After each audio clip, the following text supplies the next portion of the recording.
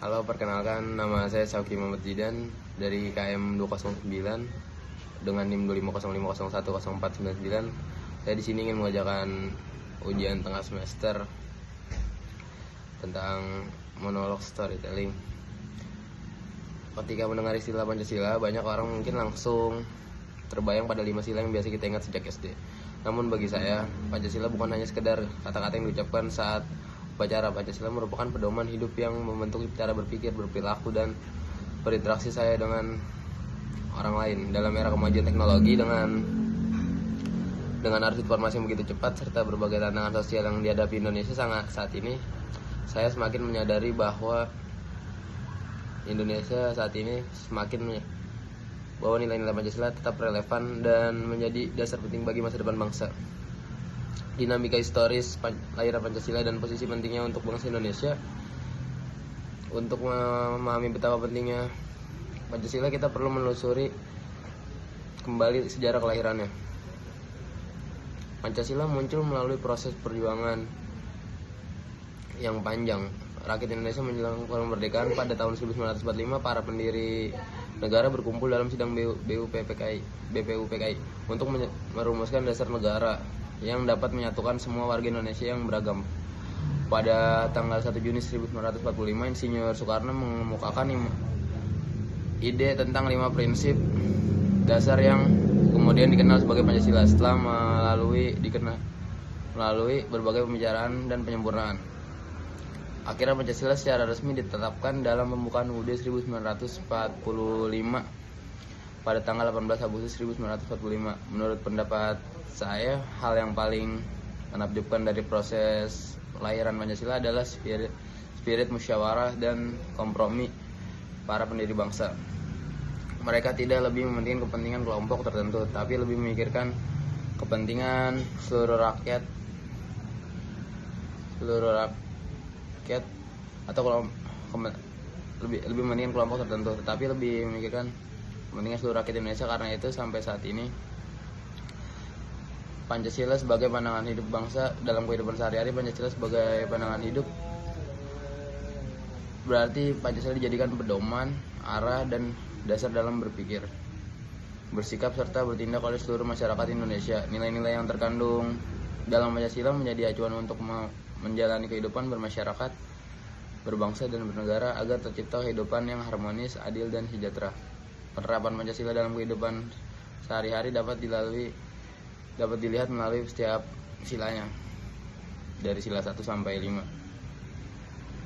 Dengan demikian, Pancasila sebagai pandangan hidup bangsa berfungsi sebagai pedoman moral, nilai dasar dalam kehidupan sehari-hari. Jika nilai-nilai Pancasila ditetapkan secara konsisten, maka akan tercipta masyarakat yang religius, humanis, bersatu, demokratis, dan berkeadilan sosial. Aktualisasi dan penerapan nilai-nilai Pancasila di masyarakat, kampus, dan media sosial. Sebagai seorang mahasiswa, saya percaya bahwa penerapan Pancasila dapat dilakukan di berbagai lingkungan di tingkat masyarakat. Nilai-nilai Pancasila tampak melalui aktivitas gotong royong, membantu tetangga yang membutuhkan, serta menjaga kerukunan antar warga di lingkungan kampus. Pancasila diwujudkan melalui sikap yang menghargai perbedaan pendapat saat berdiskusi, berkolaborasi, dan dalam tugas kelompok, dan menjaga integritas akademik dengan menghindari plagiarisme. Namun tantangan besar saat ini menurut saya adalah penerapan Pancasila di media sosial. Media sosial memberikan kesempatan kepada setiap individu untuk mengungkapkan pandangan. Namun kebebasan itu sering disalahgunakan untuk menyebarkan kebencian, hoax, perundungan digital, serta provokasi yang dapat memecah belah masyarakat generasi muda. Saya meyakini bahwa penerapan nilai Pancasila di platform media sosial dapat dimulai dengan menganalisis secara kritis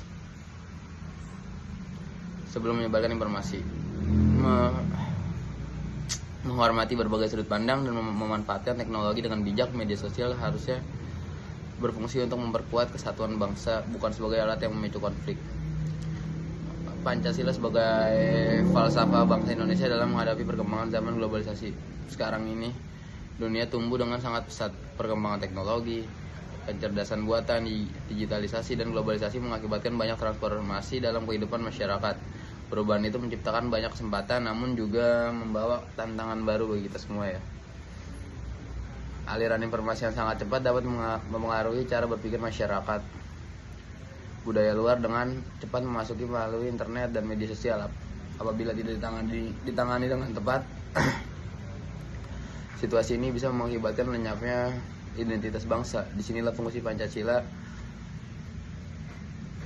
sebagai identitas bangsa. Disinilah fungsi Pancasila sebagai dasar filsafat bangsa menjadi sangat krusial. Pancasila berfungsi sebagai acuan krusial untuk mengevaluasi berbagai pengaruh dari luar. Kita bisa menerima perkembangan ilmu, pengetahuan, dan teknologi tanpa harus mengorbankan identitas sebagai bangsa Indonesia. Dalam pandangan saya, globalisasi bukan hal yang patut ditentang, melainkan harus dihadapi dengan nilai-nilai Pancasila, sehingga kemajuan yang diraih tetap berlandaskan pada moral kemanusiaan, persatuan, demokrasi, dan keadilan sosial. Pancasila sebagai sistem ideologi dan dasar negara Republik Indonesia. Sebagai sistem ideologi dan dasar negara Republik Indonesia, Pancasila juga berfungsi sebagai falsafah karakter terbuka karena bisa adaptasi dengan perubahan zaman tanpa mengabaikan nilai-nilai intinya. Sebagai landasan negara, semua peraturan, kebijakan, dan pelaksanaan pemerintahan harus berorientasi kepada Pancasila. Setiap aspek kehidupan berbangsa, mulai dari pendidikan, hukum, ekonomi, hingga politik, hendaknya mencerminkan nilai-nilai yang ada dalam Pancasila. Tetapi pada kenyataannya masih ada sejumlah masalah seperti korupsi, ketidakadilan sosial, intoleransi, dan penyalahgunaan kekuasaan yang menunjukkan bahwa penerapan nilai Pancasila belum sepenuhnya efektif. Maka dari itu, menurut saya beranggapan bahwa penguatan pendidikan karakter dan keadaan berpancasila harus dilaksanakan agar nilai-nilai tersebut tidak sekedar teori, tapi benar-benar diwujudkan dalam kehidupan sehari-hari dan dalam tindakan konkret.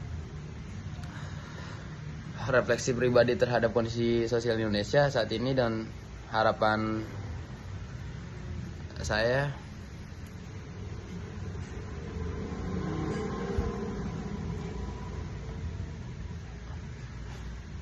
saat ini dan harapan bagi masa depan bangsa. Sebagai mahasiswa, saya melihat Indonesia sebagai bangsa yang memiliki potensi luar biasa. Kita memiliki sumber daya alam yang melimpah, keberagaman budaya yang kaya, serta generasi muda yang kreatif dan inovatif. Akan tetapi dalam realitanya masih ada berbagai isu seperti korupsi, ketidakadilan sosial, intoleransi.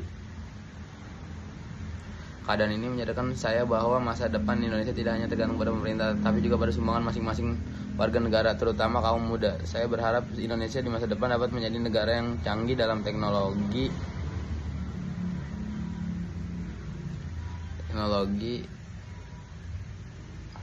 kokoh dalam ekonomi, tetapi tetap mengedepankan nilai-nilai kemanusiaan dan keadilan. Saya berharap generasi muda bisa menjadi pendorong perubahan yang tidak hanya pintar secara akademis, tapi juga memiliki karakter yang berlandaskan Pancasila.